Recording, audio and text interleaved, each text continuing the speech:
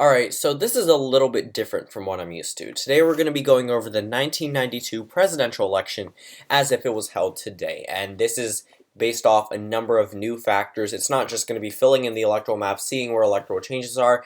I'm going to actually base off the two candidates, including Russ, so three candidates essentially, but the two main candidates are President Bush at the time and Governor Clinton from the state of Arkansas. We're going to see how they would face up against today's electorate, and we're going to notice a lot of changes in the electoral map. In states that Bill Clinton was previously able to win, George Bush might have held on to, or if we go to states that George Bush held on to, Ross Perot might win, or Bill Clinton might win. So there's a number of factors that need to be played in here. So starting off on the western coast, number one, Perot was pretty much of a spoiler going down. I'm actually going to edit the map options real quick, just so I can include the independent. But yeah, so if you look at the way that the electoral map was skewed, it was definitely there to favor the Democratic Party because of the vote splitting. Bill Clinton was able to win the general election with 42% of the popular vote. He was able to win the majority of his states with under 50% in almost all the swing states that he won because of the amount of vote splitting. Today, we are much more partisan. We vote more down the party line, but Ross Perot's independent candidacy cannot go unnoticed, which is why we're going to start off by giving him one electoral vote from the state of Maine. Ross Perot outperformed Bush in the state of Maine in 1992. This was his peak performance.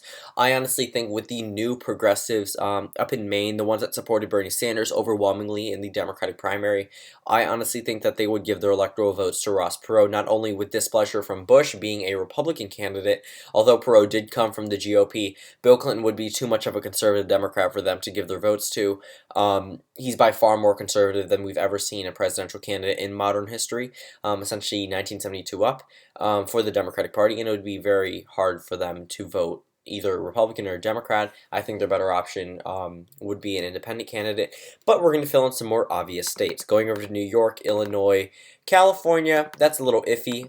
At the time, it was a toss-up, but now that we are so partisan and our voting has gotten so partisan, a number of these Democratic states are going to be considered safe Democratic, although they might not have been all the way back in 1992. Going over to Maryland, Delaware, New Jersey, especially with the vote splitting, expect a Democratic landslide, but we're going to talk about how the margins have either dwindled or gained. Going up to Vermont, a liberal Republican state, they voted for Bill Clinton as a conservative Democrat. This is the first time it went for a Democrat in a number of years, and it stayed. I mean, with the partisan voting included, I honestly do not see a pathway for Bush to win. But now we're gonna fill in a number of these states. Actually, North and South Dakota and Alaska, we're gonna come back to because there's a whole lot that we need to talk about there. The second district from Nebraska, we're not going to fill in any of those states.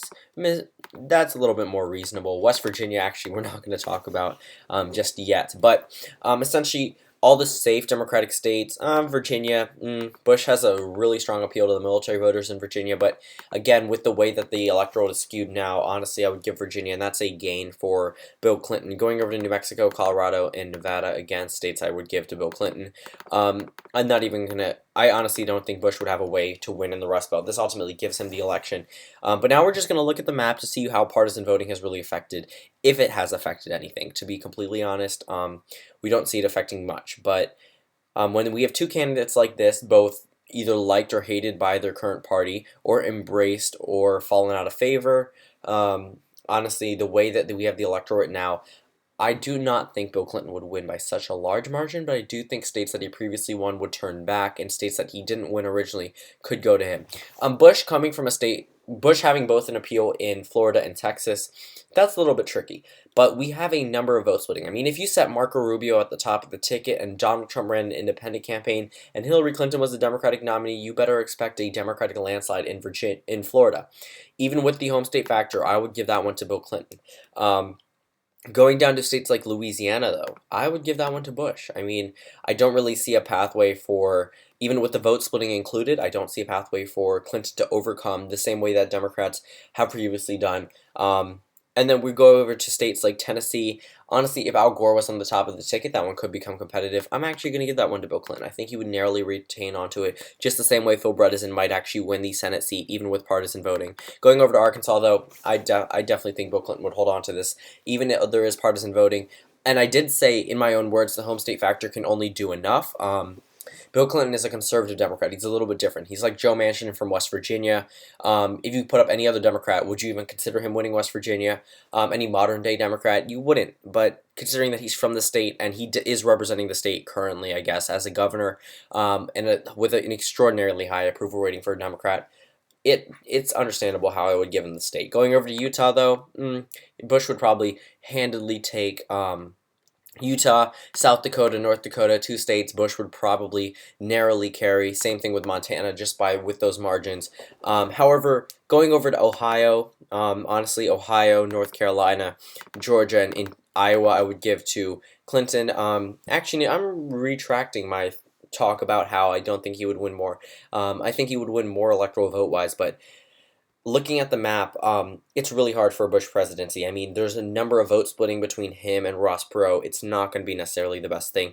The rest of Maine would probably glow blue. This was safe blue territory back then, and now it's considered safe blue territory except for that one electoral vote. But I think that Bill Clinton, being a conservative Democrat, white working class appeal, bleeds in his blood. That's something that I think he would win. Going over to New Hampshire, again, with the vote splitting, it's already a Democratic state. Honestly, I don't think it already has 2 Democratic senators, unlike many more Democratic states do. Going down to Alaska, I think Bush could narrowly carry Alaska. Texas, I think he would narrowly edge out Texas. Going to Missouri, though, I think the conservative Democratic appeal, same thing in Indiana, 2 states that I think that would go to Bill Clinton narrowly. Vote splitting included, but going over to Kentucky and West Virginia, I'm not really seeing it. I mean, West Virginia used to be a Democratic stronghold, not seeing it that much, though. Going to Arizona, I mean, the state is coming more and more Democratic. I mean, with today's day and age, with the vote splitting, Donald Trump only won it by 4%. If anyone had significantly knocked down a margin the same way that Perot did to Bush, it's understandable how it would go to Clinton. And just the conservative Democratic appeal in the Midwest, I think that Bill Clinton would carry the state of Nebraska. So final electoral map, Ross Perot actually wins an electoral vote for once. 1 electoral vote for him, 125 electoral votes for President Bush, and 412 for Governor Clinton, if not President Bill Clinton. Thank you guys for watching this video, and tell me if you guys want me to do more videos like this, considering the electorate with past elections. Again, thank you guys for watching, and I'll see you all tomorrow.